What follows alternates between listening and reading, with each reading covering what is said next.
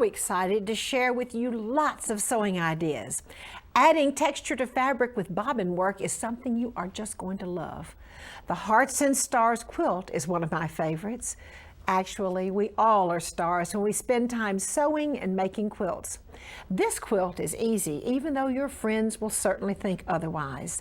The simple piecing techniques will make you a sewing star. If you've been saving a special piece of fabric just for that perfect project, this is the show for you. Join me and let's sew some beautiful projects.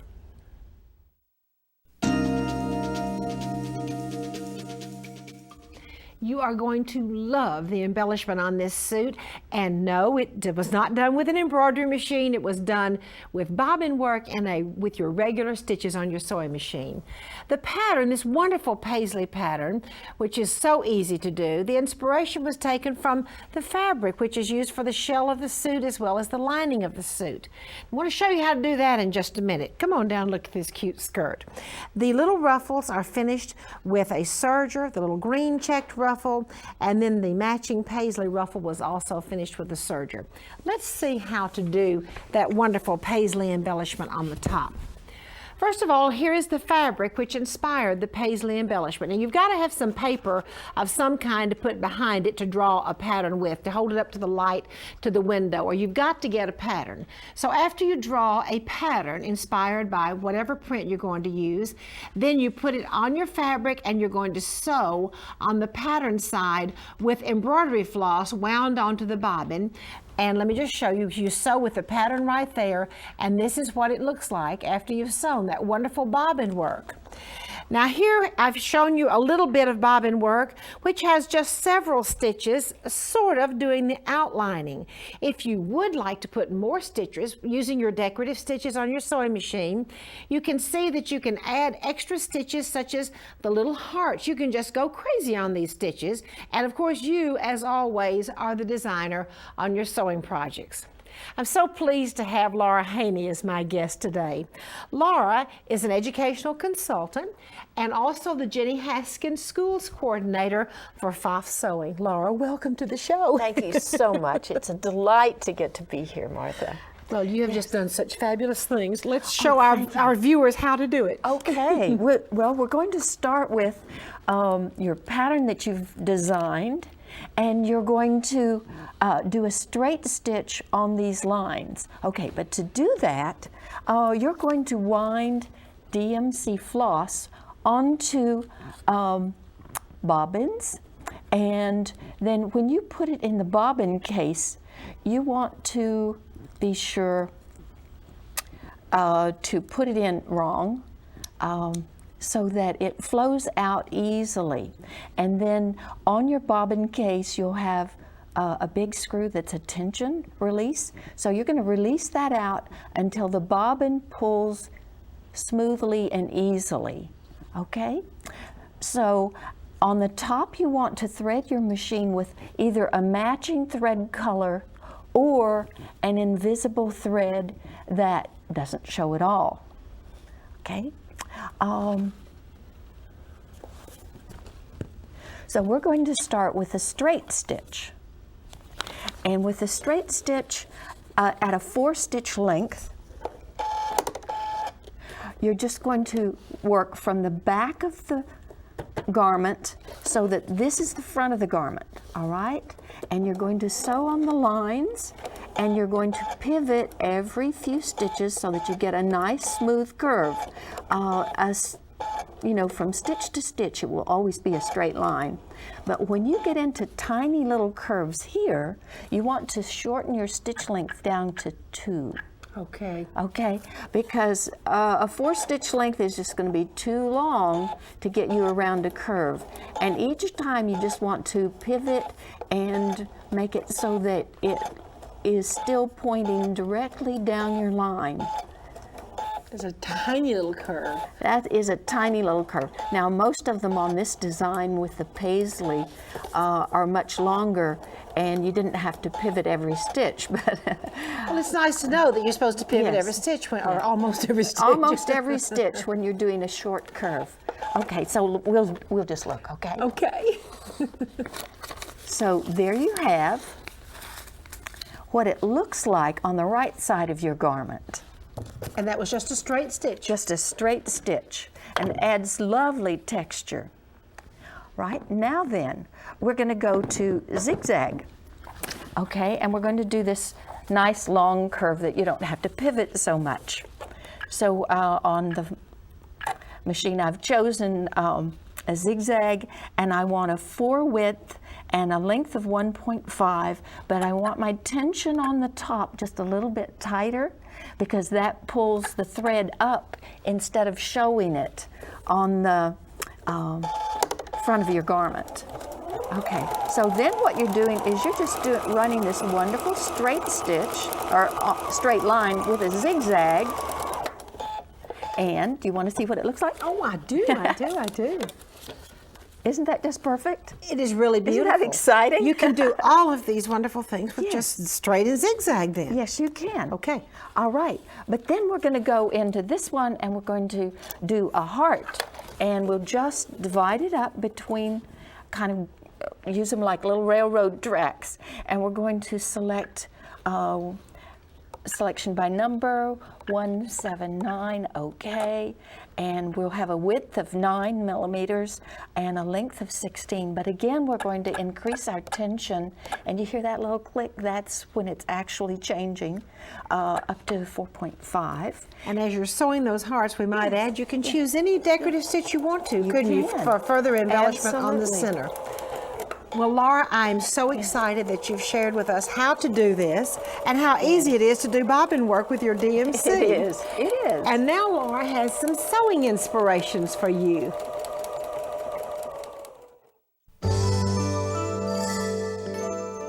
Laura, you have brought such beautiful things. The first thing I want to talk about is this beautiful jacket you have on. Can you tell our viewers kind of what you did on that?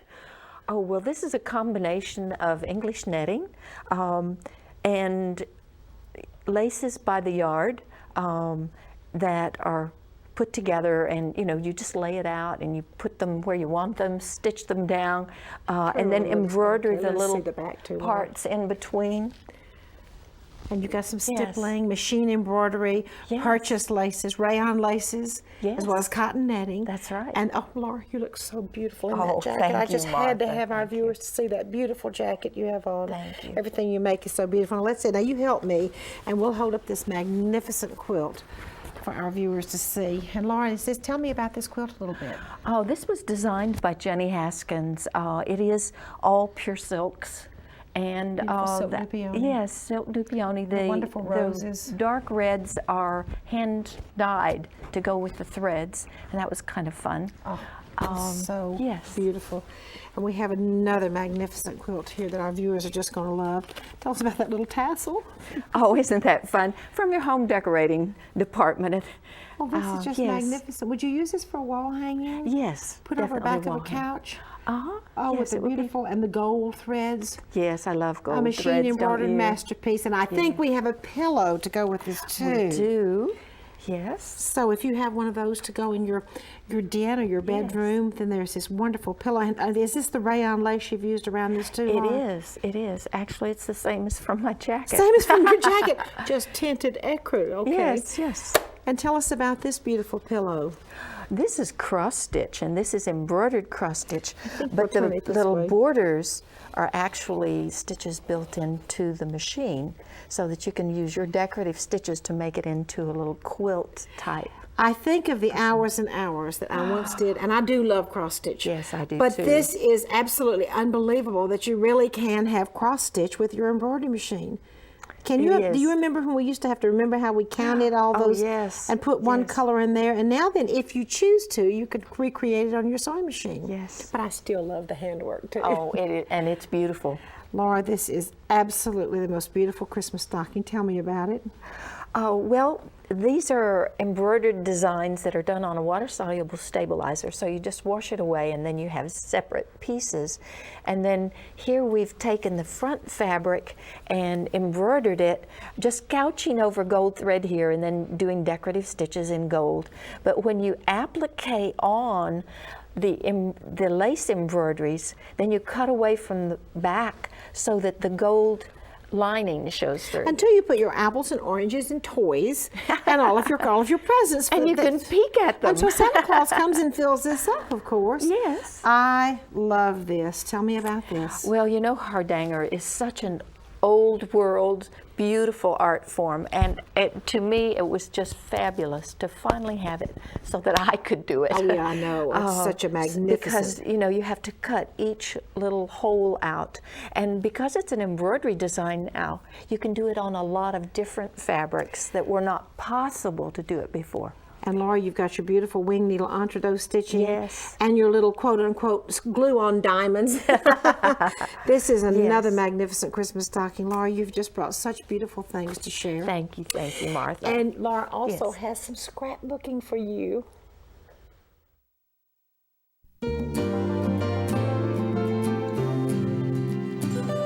Laura, I just love your scrapbook pages. Thank you so much, Martha. You know, families are so important to all of us. And here I've done just rows of stitches to make corner holders, just like old-fashioned picture books.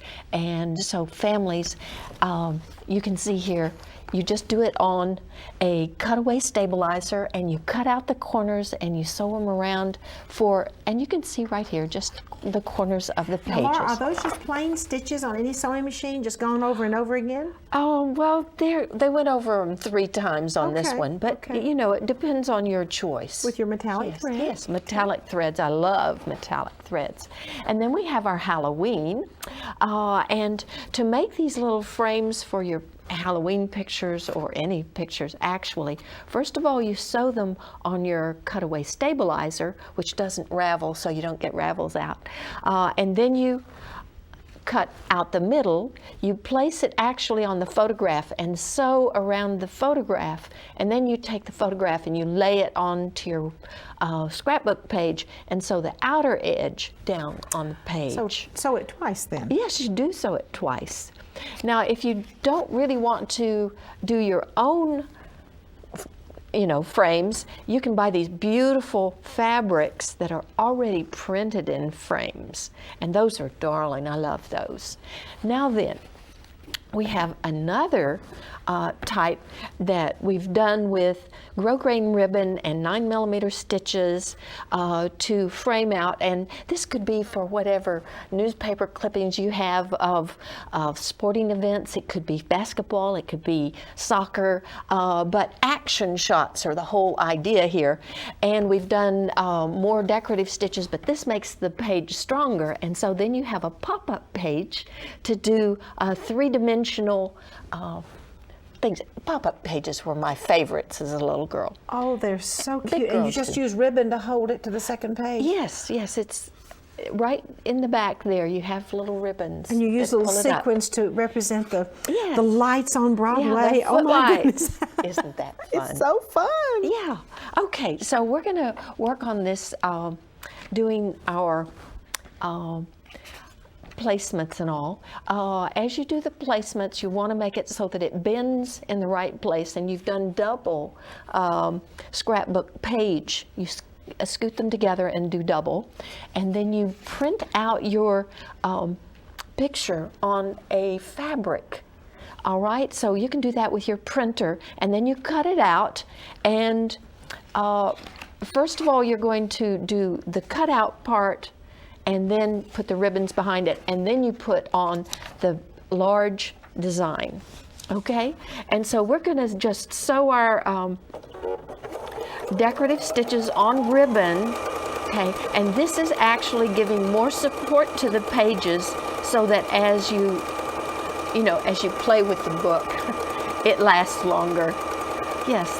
And you'll notice that I have stabilizer sticking out on both sides. It's a tearaway stabilizer, but it's much easier to work with if you can have more than 1/4 inch to try to hang on to when you tear it away. Okay.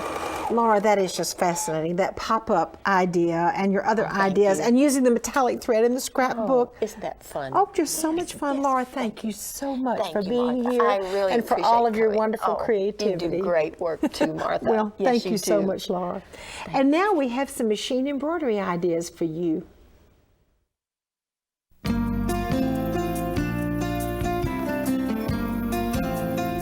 I am so happy to have as my guest today Lindee Goodall.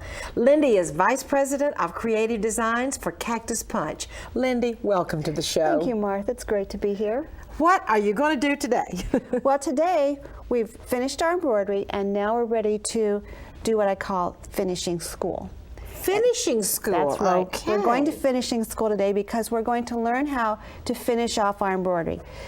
This embroidery is still in the hoop, obviously, and you'll notice that we have some long connector threads from various places here. These are called jump threads, and what I've done earlier in the design, as it, say, jumped from this area of yellow down to this area of yellow, I trimmed those during the embroidery process, because you want to trim any jumps during the embroidery process so you don't sew over them. The black was the last color to sew, so that one was okay to leave. But I also want to talk about jump threads that you don't want to trim. We're often tempted to trim all these little tiny threads between these little tiny letters. These are extremely small letters, and if you trim these threads in between here, the digitizer may have not put in tie-off threads. If you don't have a tie-off, you could unravel, and when you have little letters in here, to tie off, you need to have 4 to 7 stitches at the beginning and the end, and it ends up looking like a little ink blob. Okay. And you don't want that. No. Now, if you're really bothered by these, I would trim them on the front and don't trim them on the back, and then use a seam sealant on the back. So let me show you how I trim. I like to use tweezers, and I like to use curved tipped embroidery snips or thread snips. And I'm going to pull that thread up, and actually I can't see very well what I'm doing from this angle, so we'll just snip it. And looks like you're in the operating room. yes, I actually can't see this from this angle, so I'm going to try to do it with my fingers and snip it really close like that. Once you have all your threads trimmed, and I do this while it's in the hoop, because the hoop will help hold your fabric in place. So You do the trimming while it is still in the hoop. while it's still in the hoop. Okay, okay. So once it's done, I'm going to pop it out of the hoop.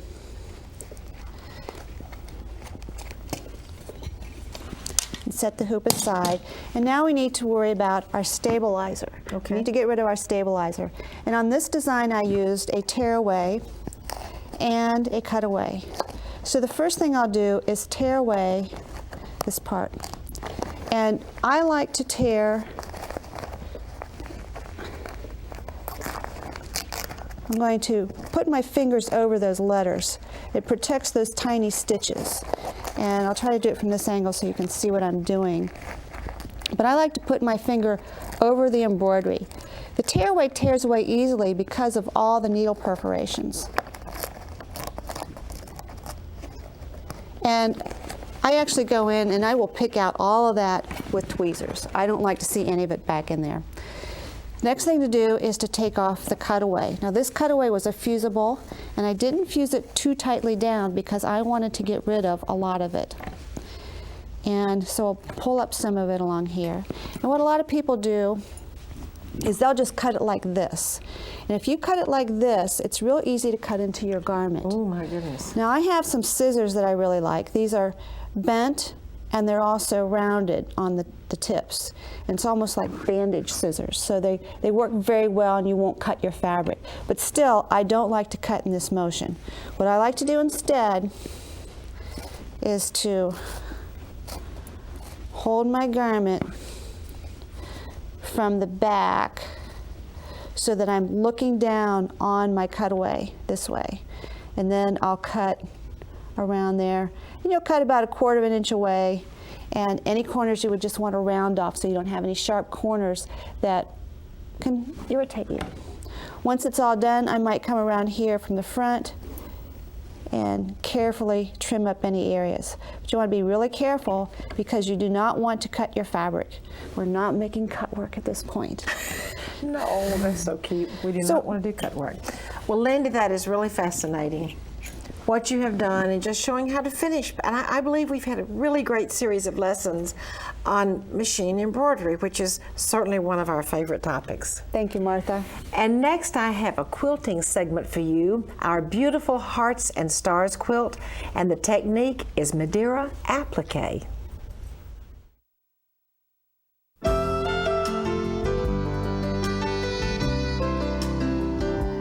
You're going to love this magic Madeira trick I have to share with you on our Hearts and Stars quilt.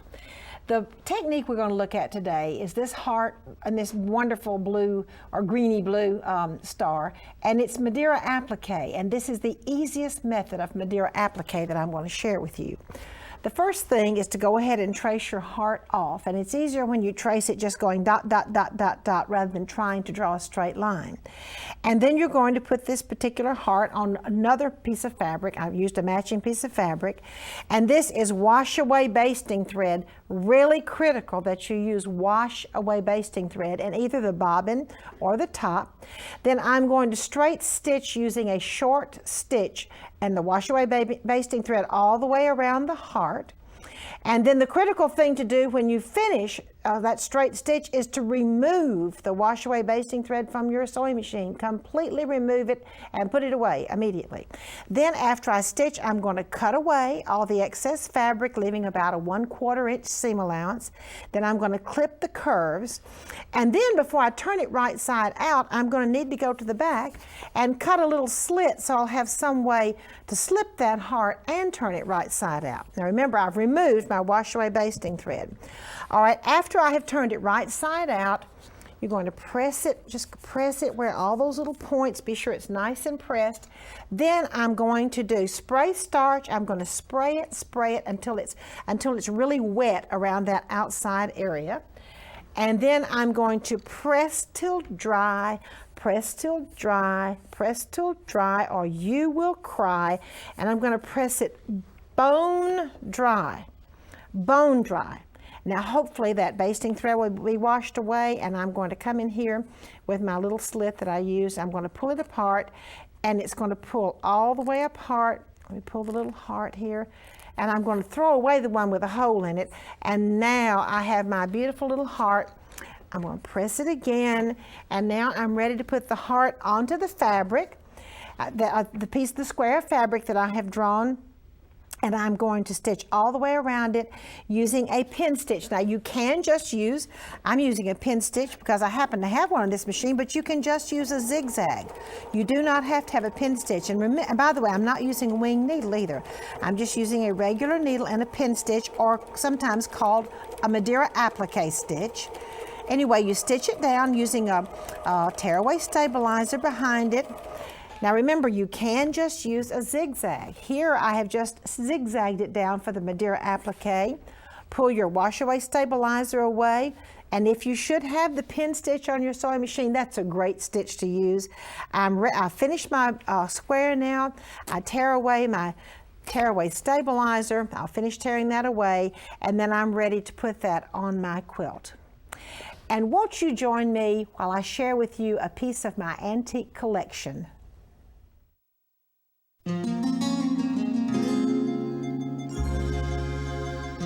This is a fascinating little dress. It's a pre-purchased panels dress, and they made these in Switzerland where you could buy the pieces and just assemble the dress. This is probably about 1900 to 1910. See the little raglan sleeves with the beautiful Swiss machine embroidery in the middle, and the bodice is outlined with a little scallop with a little dot. And then coming on down, this mother or grandmother or seamstress put her tucks in, and those probably were meant just for being pretty, but you could lengthen the dress a little bit if you wanted to. I adore the skirt on this dress, and I call it a double scalloped skirt. You see the fabric is scalloped after the pretty little Swiss embroidery is in the middle, and then there are scallops around the fabric, so that's the reason I call it a double scalloped skirt. And then there's pretty tightly gathered French lace edging around the bottom of the double scallop skirt. The back is just a plain piece of fabric, and well, it's got tucks on it, but the top is plain, and that's the way it came from the factory, all ready to put together. Thank you for joining me in my sewing room today. I hope you've had fun, and I would really like to invite you to come back next time.